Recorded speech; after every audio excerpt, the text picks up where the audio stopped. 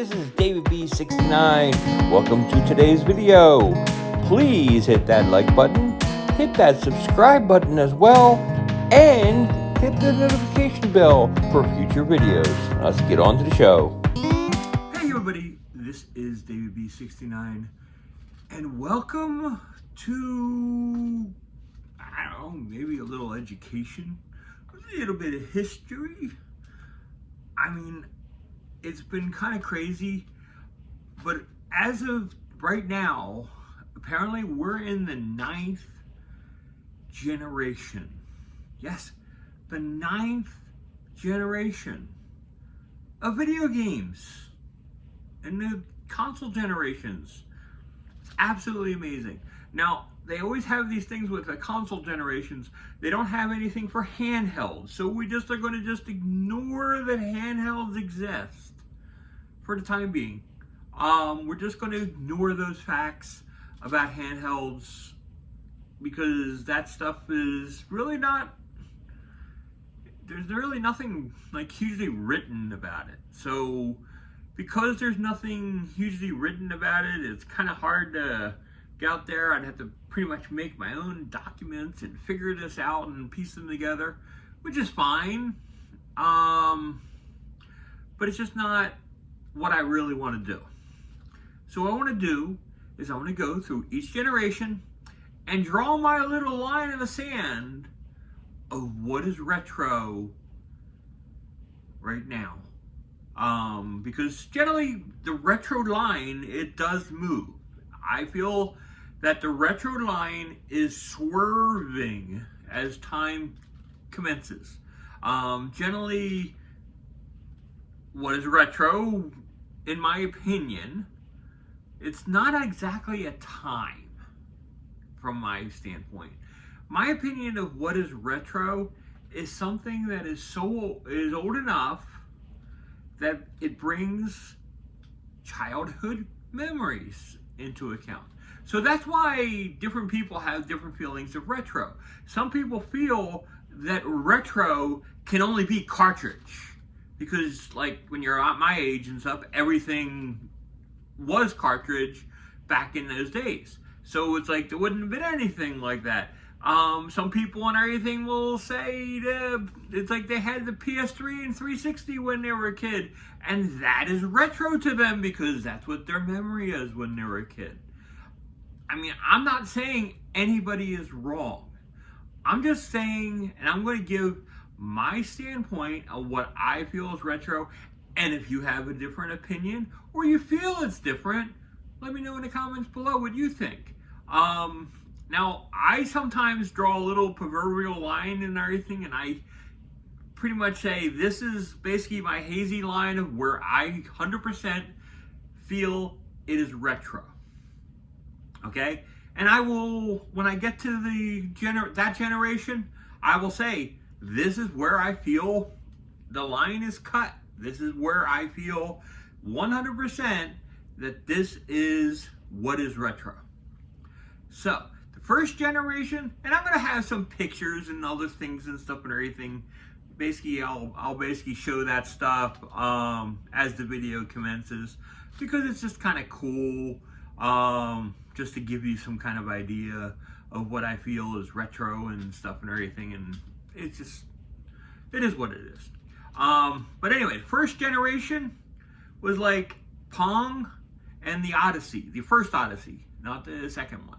Second Odyssey would be the second generation. But Pong, pretty much, it's like basically just the slide thingy, and you're basically just moving this paddle back and forth. Now, we used to do a thing and everything where we were causing glitches, where if you like halfway or quickly put up the power on and off, or just do it like halfway, you can kind of sometimes get a half glitch in the way the screen draws itself, and it kind of makes some funky games and stuff that you can play. So we used to do that kind of stuff and everything just out of boredom sometimes because we wanted to do something different and have something play that was different. So you just do that. Because in Pong, there was just switches that changed the games there was no cartridges, there's nothing to add. So that's what you did.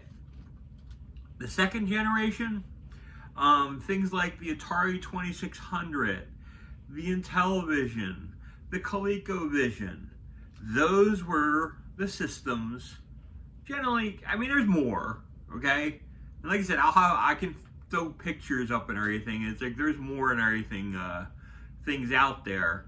But in that second generation, generally the most popular ones were the Atari 2600 and the Intellivision and the ColecoVision. Now I had a guy across the street, he had the Intellivision. I had one of my best buddies and stuff and everything who basically just lived like a 10-minute walk away from me. He was he was a ColecoVision guy. I was the Atari 2600 house. So we used to just basically go over on like Fridays or Saturdays and stuff, and we would just game out on different games, and we would basically, it's like as the homeowner and everything, you basically play and you show off and everything how good you are at the games. And then you played some 2-player games, you play some things and stuff, my opinion, I had the short end of the stick. The Atari 2600, in my opinion, was the lesser of the three. But that is what it is. And I eventually got a Commodore 64, which in the Commodore 64 is such a huge leg up on the Atari 2600 that it's just not even close. It was just so much to do and so much things. And I used to go over people's houses and actually, like, we used to play things and stuff all the time on the Commodore 64. But that's a personal computer, and that isn't part of the console generation. Even though there was cartridge-based games on the Commodore 64, it's not being included on the list. I'm sorry, but it's like, I gotta say about it because it's basically my personal experience that I grew up with. And that was like part of my gamehood as a gamer. Third generation, I was part of neither one of these really. My nephews, they were part of it. I was not personally part of it. And that is the NES. And then you got the Atari 5200 and 7800. Like I said, I wasn't personally there. I basically went over to the house and stuff, and I played NES games, but I wasn't a really huge NES guy because I had my Commodore 64. My Commodore 64 could output things better than what the NES was providing. So the only thing the NES had was it had 2 buttons instead of my 1-button controller, but I could use the keyboard and I could play the games that way as well. So to me, the advantage was the Commodore, but it didn't really matter because the NES had a lot of cool stuff, cool fun stuff. So anyway, just basically wanted to throw those little things out there because it was kind of cool. So we're still deep in the retro here. The 4th generation, I didn't know a single person that had a TurboGrafx 16. Maybe you had a bunch of people that you knew that had a TurboGrafx 16. I wish I knew somebody. I've still, to this day, have never played a TurboGrafx 16 game. Now, I look at the list of games, not many. But I don't, even to this day, I'm like not wowed by what was out there. So am I gonna like I wouldn't want to spend the money on getting that console even at this point because there's nothing there to wow me. But that is what it is. And the other ones out there were Sega Genesis, which I did buy, but I didn't buy it until like Madden 93 came out. And that's because a guy from work, he basically told me, he's like, you got to come over and play this thing. It is like so cool.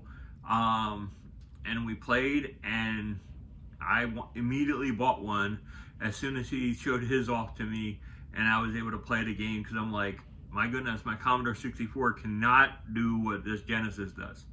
And the Super Nintendo was out at the same time.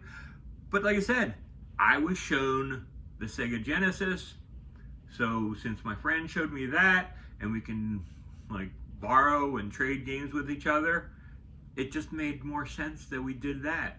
I'm like, yeah, I want to make sure I have that, and that's how we did things, and we played things, and it was really, really cool. So yeah, the Sega Genesis was my game generation for the 4th generation. The next one that was in there for the 4th generation, I wish I was rich back then. The Neo Geo was 4th generation. The Neo Geo was arcade-like games in your home. It would be such a great thing to be able to play those Neo Geo games that are in the arcade and bring them home. My goodness and stuff. And again, I don't know anybody that's ever owned one. I've never actually touched one of them. I've actually never seen face-to-face a Neo Geo. I have never seen one. Now, I've seen a Vectrex, believe it or not, and they're really way old consoles, but I've never seen a Neo Geo. It's kind of crazy. So, I don't know. Let me know what you think and everything. Have you ever touched a Neo Geo? Have you ever played a Neo Geo? I'm like really kind of like enthralled by that. And there's a lot of great games that were on the Neo Geo, especially Baseball Stars, which was tremendous on there. So anyway, I digress. Let's just continue. 5th generation. Now, I'm going to say the first couple and everything, which I've never had. The 3DO and the Atari Jaguar. The 3DO, I've seen the games and I've seen how they look and stuff. It's basically, to me, the 3DO is pretty much a matchup of the PS1, except the PS1 actually got more attractive games. It's just what it was. It's like a disc-based system, but what's called the PS1 games actually like played better than the 3DO. The 3DO looked good, looked really good, really strong, and I think some of the games actually played really well. But the PS1 was just a little bit notch above, and basically got to give them the advantage. So that is what that is. The Atari Jaguar, I've actually seen the Atari Jaguar several times. That controller, what can I say about that controller? Okay, I'm done talking about it because I have nothing nice to say about that Atari Jaguar controller. It is, I don't know. I really don't even know. I mean, I really can't even say, because it's like I've held it in my hands once and I'm like, this thing was complete garbage. I can't stand the way it feels. It just drove me absolutely wild, and I really didn't like it at all. So that's my opinion on the Atari Jaguar.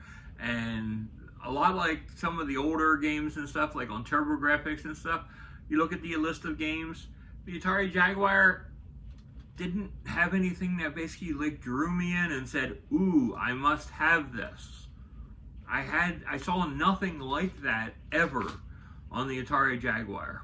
Now what's cool is today you can actually get like the Atari 50th anniversary collection, and you can get and play some of those old Atari Jaguar games, which is nice because you're using like a PS5 controller and stuff, and the games will actually play better because it's like you're actually using a good controller.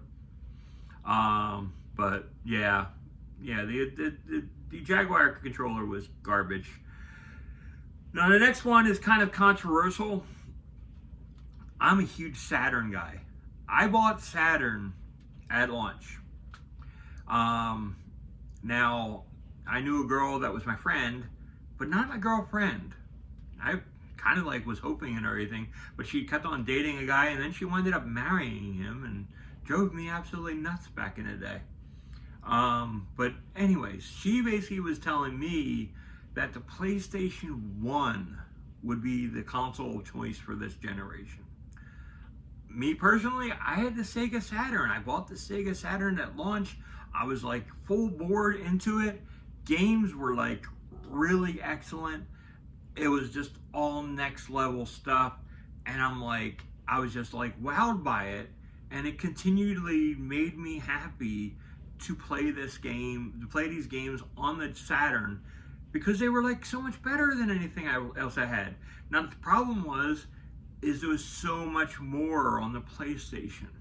They had like a lot of games that I couldn't get on the Saturn because Sony individually made them. And kudos to them. It was like really good. I wound up, I'm gonna like hold back all my comments for the PS1. Because I basically held off and I stopped, and basically, let me stop myself and everything. It's like, I got the Nintendo 64. And the Nintendo 64, I bought for one game, Mario 64. Why else would you buy a Nintendo 64 but for Mario 64? Now, you know, and everything, I'm collecting a lot of games. I have like over 160 games, 170 if you count the Japanese variants of them. But man, I love these games. I love me the Nintendo 64. Now the sports games, not good. Most of them are not good. They're fun, but they're not as good and strong as their PS1 or even the Saturn components. And I don't understand that. Now let's go with the Saturn versus PS1. For me, I felt that the Saturn games were better. I was really strong into that. And then basically my friend Teresa, she basically invited me over and we started playing the PlayStation 1, and it was NHL 97.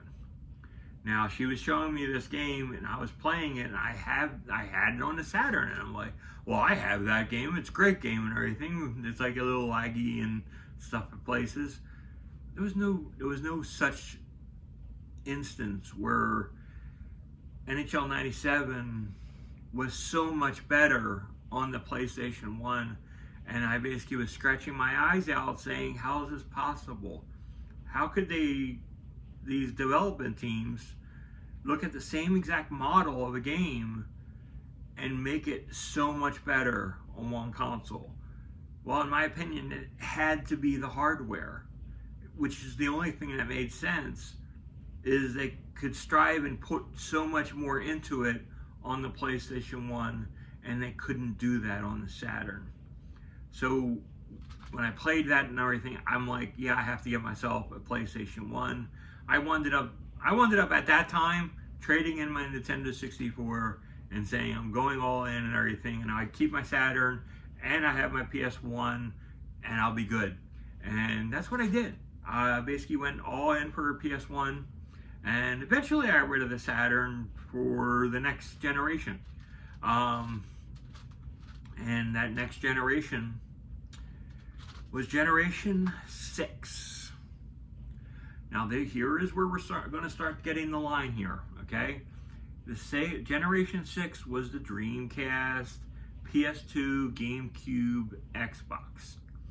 Now for me, the Dreamcast, a lot of people say, well, they went next level and stuff. And honestly, the Dreamcast was like a stab and a punch to the gut for me. I felt like they basically stabbed me in the back because I am a huge supporter of Sega over the years.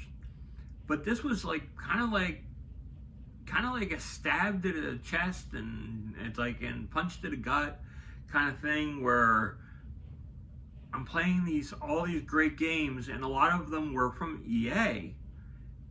Dreamcast said no sports titles from EA are allowed on the Dreamcast because we're basically saying it's a Sega only thing to do. We're not allowing EA to publish on our console. And I'm like, why would you do this? Why would you slap them and say, no, you can't develop these games because you want to have exclusive rights to sports titles on your console?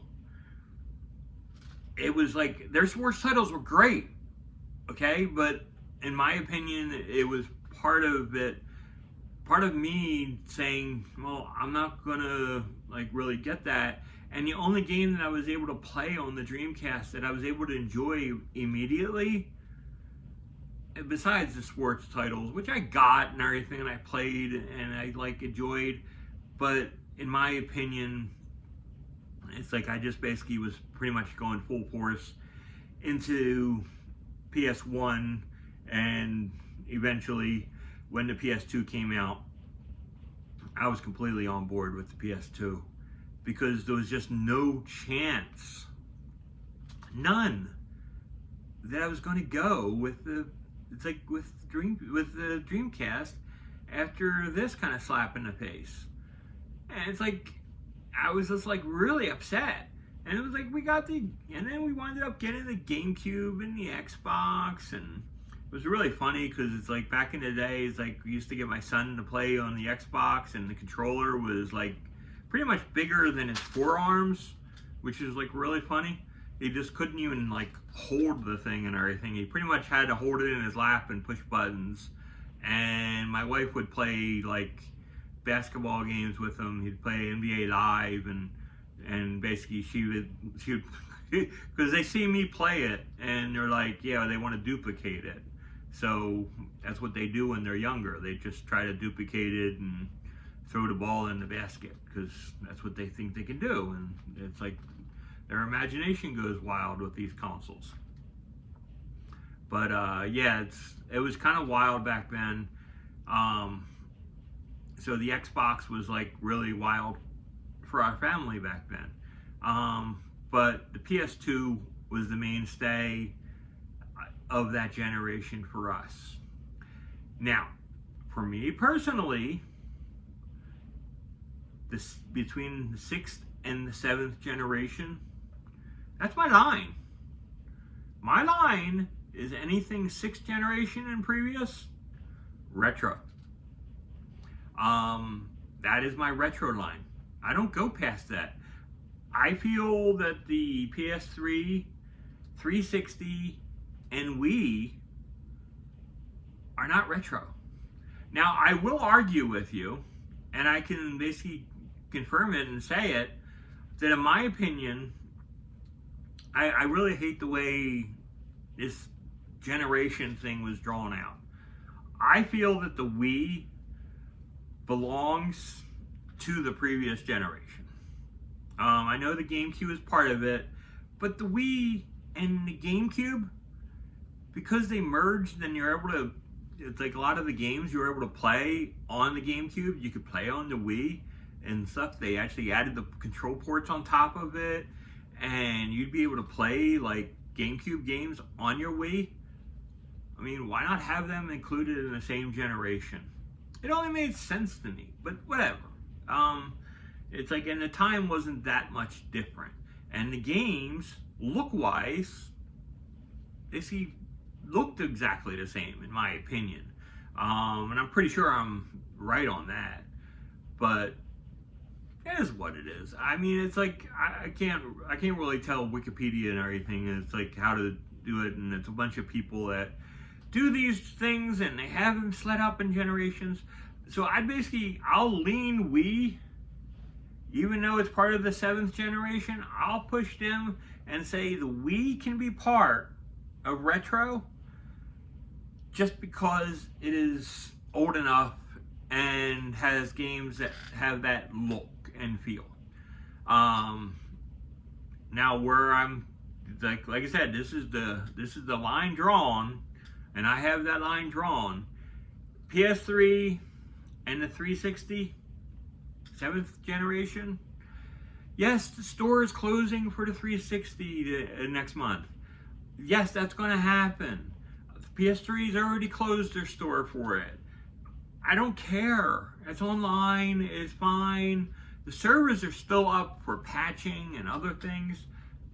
It's all well and good. It's perfectly fine.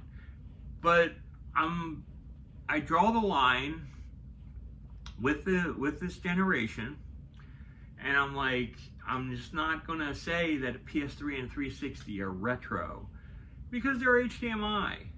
They're basically that next iteration in the televisions and the next generation in a lot of things. So, in my opinion, yes, you could get a component cable for your PS2 if you had one of the TVs that had component cable and component outputs, and you can get progressive scan, and you can make the signals look better on your GameCube as well.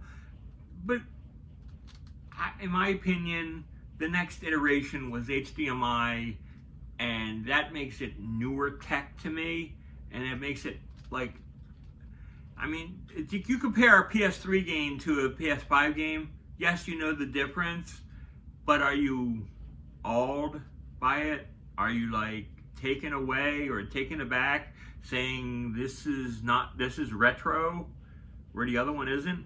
I'm sorry, a PS3 game doesn't look that bad compared to a PS5 game. Yes, a PS5 game looks immaculate and has so much more colors and much more things and stuff included, but it doesn't take that level. Now you do the same thing, say PS5 or PS4 to a PS2.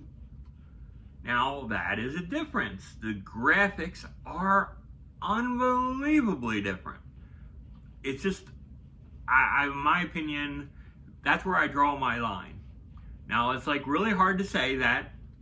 It's really just so much different, and the generations have changed over the years. But in my opinion, that is my line in the sand for the console generation of what is retro. So yeah, and basically it's like, and then the 8th generation is the Wii U, Switch, PS4, and Xbox One.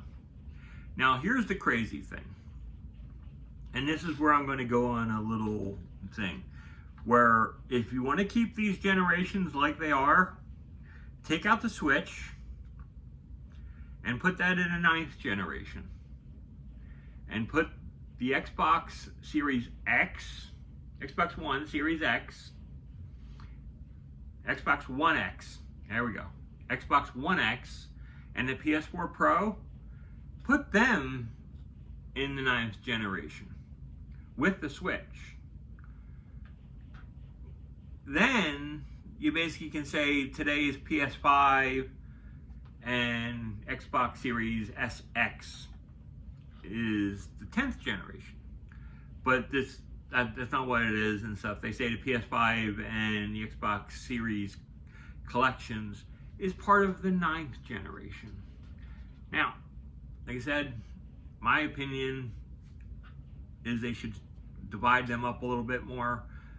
But like I said, I'm not the one controlling this stuff and everything. I'm not the one that's doing all the narrative and the typies.